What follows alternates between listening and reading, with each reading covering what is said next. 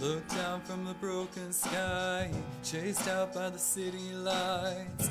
My world from a mile high, best seat in the house tonight. Touchdown on a cold black top, hold on for the sudden stop.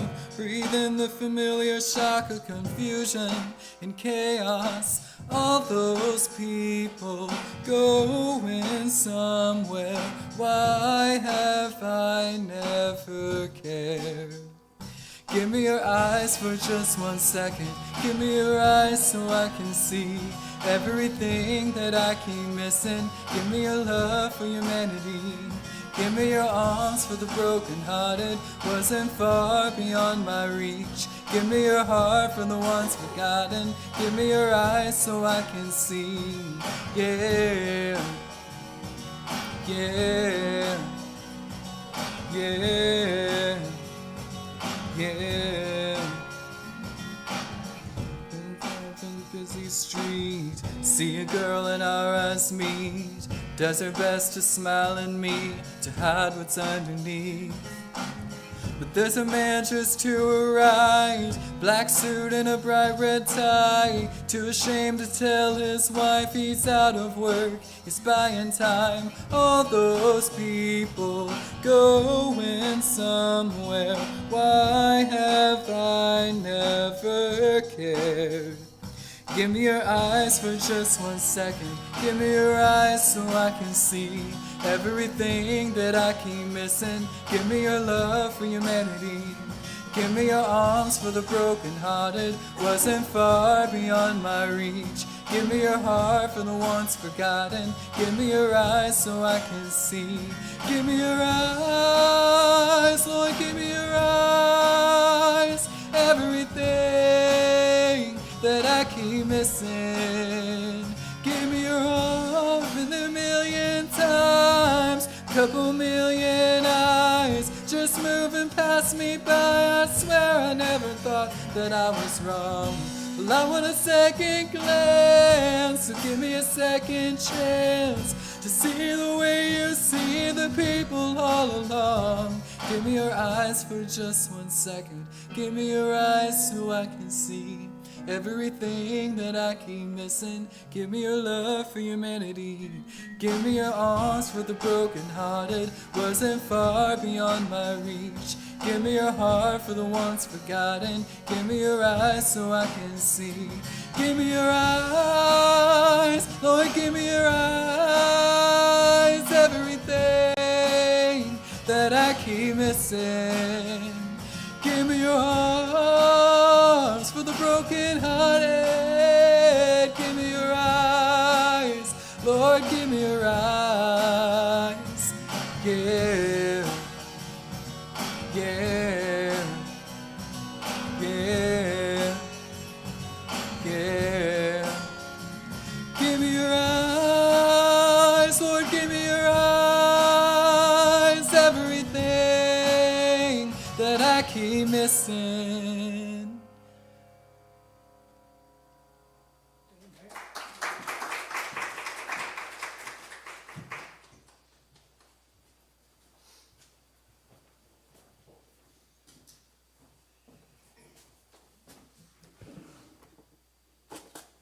Thank you, Brother Christian. That was awesome. I don't think I've ever heard that song before. I kind of got that out of there. I didn't know that was it. First thing I want to say is potluck last week. It was awesome. Whew. Y'all just too much. It's better and better and better and better.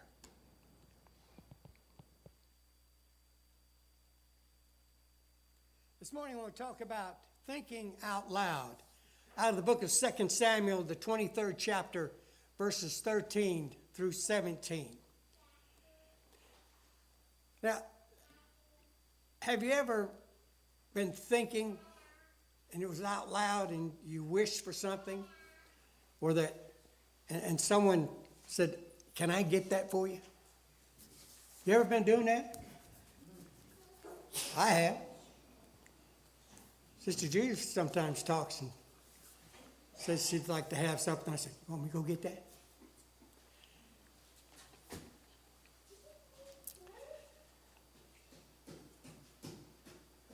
I'm going to ask you two questions this morning. What are you willing to do for God? And you might be thinking, I would do anything for God.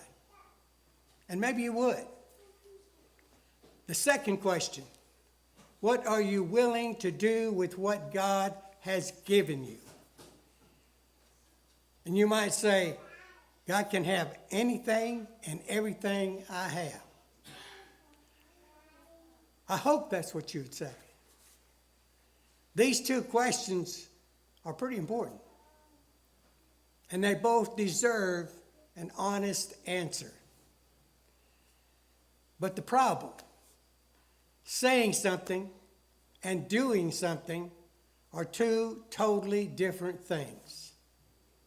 So I want us to look at 2 Samuel, the 23rd chapter, verses 13 through 17. During harvest time, 3 of the 30 chief men came down to David at the cave of Adullam, while a band of Philistines was encamped in the valley of Rephaim. At that time, David was in the stronghold, and the Philistine garrison was in Bethlehem. David longed for water and said, "Oh, that someone would get me a drink of water from the well near the gate of Bethlehem." So the 3 mighty men broke through the Philistine lines, drew water from the well near the gate of Bethlehem, and carried it back to David. Now this is the cave where David is escaping from King Saul's wrath. You will probably know the story how Jonathan, Saul's son, and David's best friend shot some arrows into the air to let David know that Saul's plan was to kill him. So David ran from Saul. In chapter 22, David wound up in the cave of Adullam. This is where he got his family and a group of men who would be loyal to him. He got them together. And it seems that they were kind of a ragtag band of 400 men. 1 Samuel 22 and 2 tells us, "And everyone that was in distress, and everyone that was in debt, and everyone that was discontented, gathered themselves unto him." And this is where it all began. And through all of the challenges that came along, and all of the trials that David and this group faced, God's hand of protection was there on them. Now David is back in this cave at Adullam, just 20 miles away from his hometown of Bethlehem.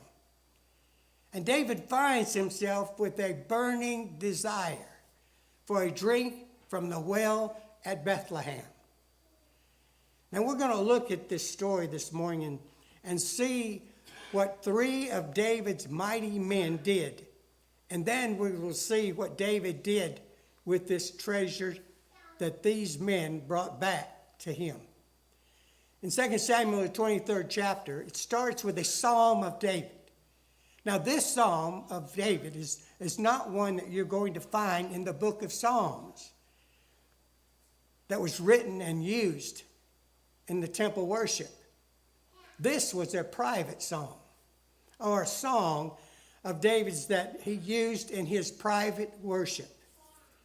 After the song, David goes on to tell us about his mighty men and the things that they did. He tells us about Adino, who killed 800 men by himself.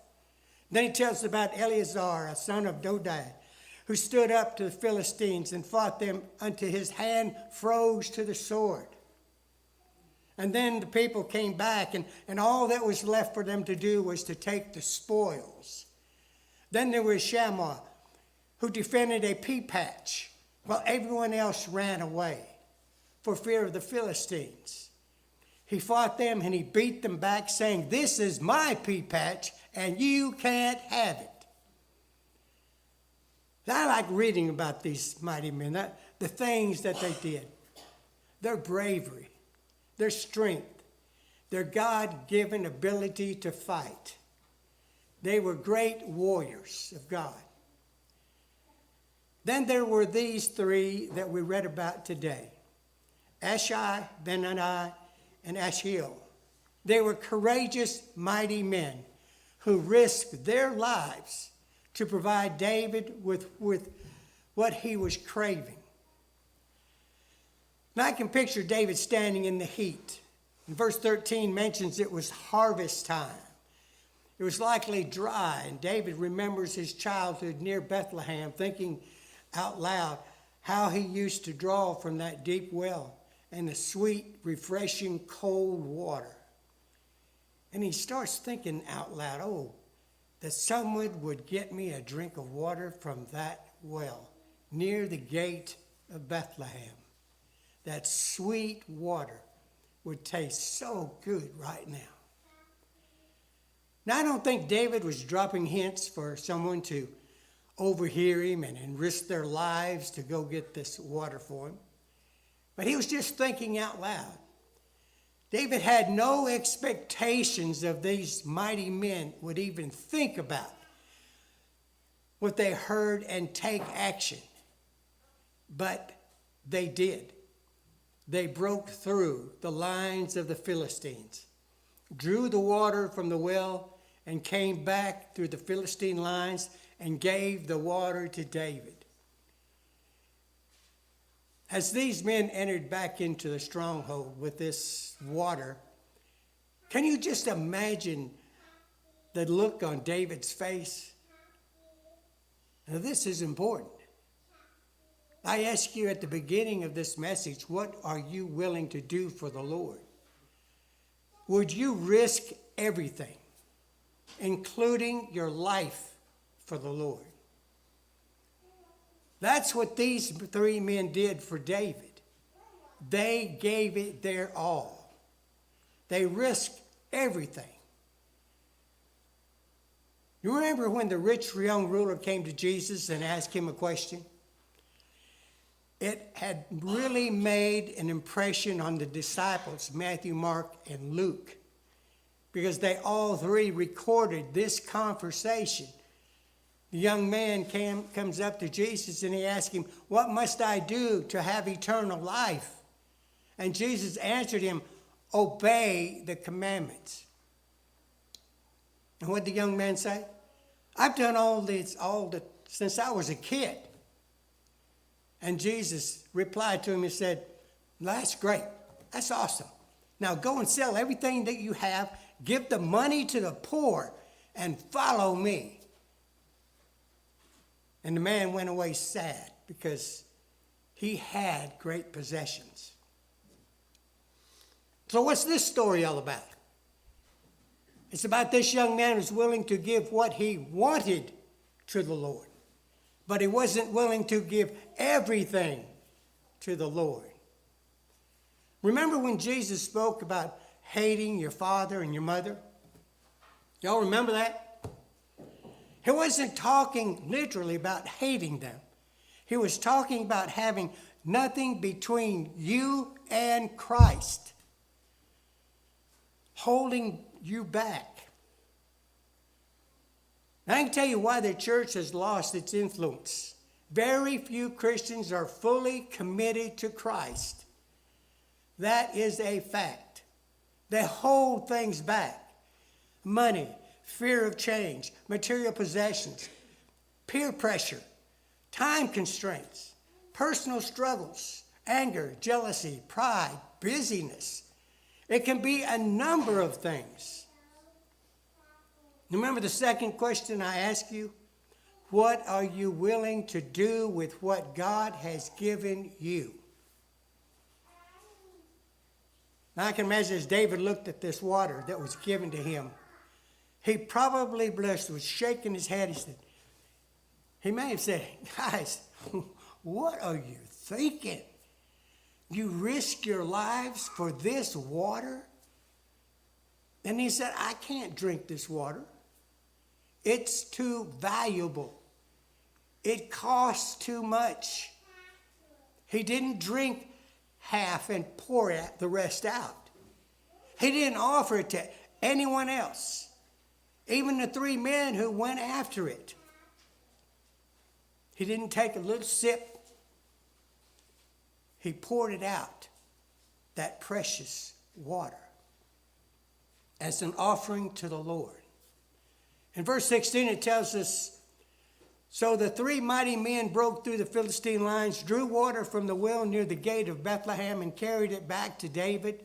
But he refused to drink it. Instead, he poured it out before the Lord. Far be it from me, O Lord, to do this, he said. Is it not the blood of men who went in at the risk of their lives? And David would not drink it. He gave it all to the Lord. Now, we don't exactly know what the reaction was of these 3 men who risked their lives for this water. They didn't cry out, oh, no, don't pour it out. They didn't do that. They didn't get mad, and they didn't laugh about it. Because I believe they knew exactly what David was doing. He was offering this precious gift to God. And I started thinking, why did he pour it out, this offering to the Lord? Because God was the one who had given this to David. Do you think that any of these mighty men were able to do the great things that they did on their own? And in the eyes of man, these things would be impossible. But in the eyes of God, anything is possible. John 15:5 tells us, I am the vine, you are the branches. If you remain in me and I in you, you will bear much fruit. Apart from me, you can do nothing. And Philippians 4:13 says, I can do all things through Christ which strengthens me. And when God looked down on mankind, lost mankind, he didn't hold anything back. He gave it his all. And said earlier, and I said earlier, some just can't seem to give everything to God. They hold things back. David took this water that had been given to him at great risk, and he poured it out to God. God gave his only begotten Son to die on the cross of Calvary for your sins and my sins. What are you willing to do with all of the blessings God has given you? And lastly, it tells us something very interesting. Back in verses 18 and 19, Abishai was the chief of these 3, but these 3 attended not unto the first 3. So what it's saying here is these 3 weren't the best. They did not attain to the first 3. The first 3 I'm talking about is Adino, who killed the 800 men, Eleazar, who fought until his hand froze to the sword, and Shammah, who defended his pea patch. So why would God have put this in the Bible if it wasn't important? I, for one, am glad that they weren't the top 3. I'm glad they weren't the best. I'm glad they had others to look up to. And I'm glad they were able to still be listed as mighty men and not be the best of men. So why are you glad about that? Because my point is, I believe they were doing their best. And that's all David expected of any of his men. Maybe this is speaking to you this morning, and maybe it's not, but it's speaking to me. God never called us to be the best. He has called us to do our best. He never called us to give the best, but to give our best. God did not call me to be the best preacher or pastor in the world. I'm not. I know I'm not. And you don't have to tell me. I know. But God expects me to do my best. And I'm sure there may be someone here right now thinking, this is really dumb message. But I guarantee you there's someone here today who needs to hear this. Paul told the church at Colossians 3, 23 and 25, whatever you do, work at it with all your heart as working for the Lord, not for human masters, since you know that you will receive an inheritance from the Lord as a reward. It is the Lord Christ you are serving. Anyone who does wrong will be repaid for his wrong, and there is no favoritism. Next Sunday, it's Mother's Day.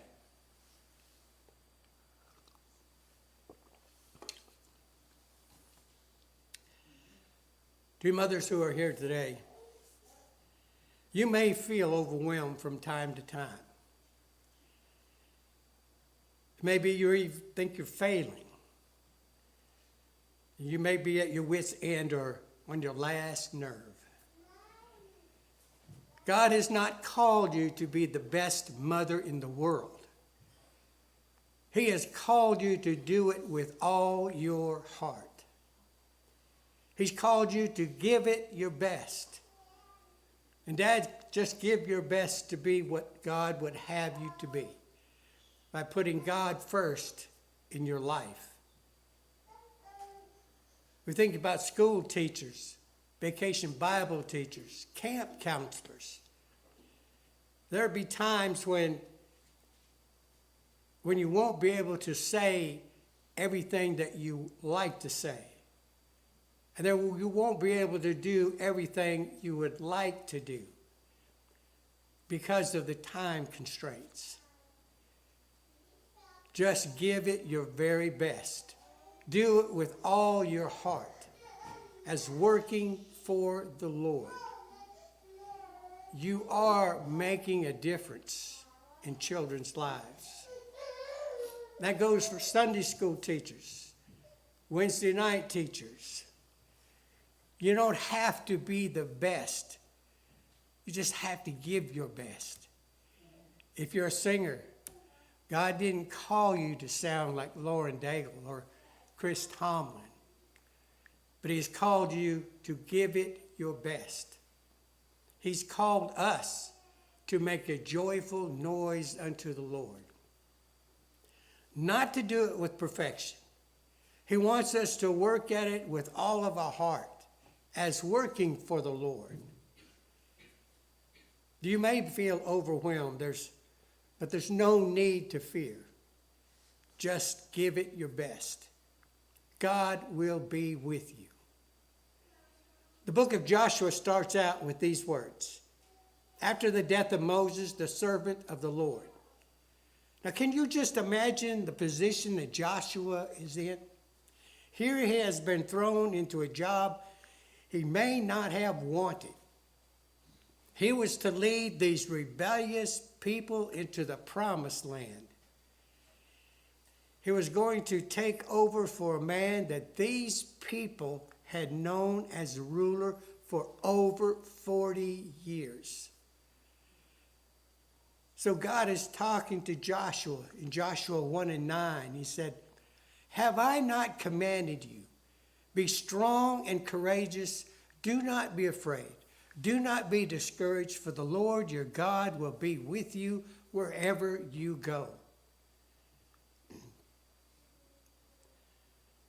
You may be here this morning and not doing what God has called you to do. God gives all of us a choice. He's not going to make us do anything. We all have free will to decide what we're going to do with our life. You may be out of God's will. Maybe you're holding something back, something you know that is a huge stone in your life preventing you from really becoming close to God. You feel convicted about it. You know it's not right, but you just haven't allowed God to roll that stone away. Your very best may be what you're holding back from the Lord. This is something I really want you to get. God doesn't expect you to be the best. And you need to know He will use you in a mighty way, even when you are not the best. But He wants us all, Christians, to give it our best. Take what God has given you and pour it out unto the Lord.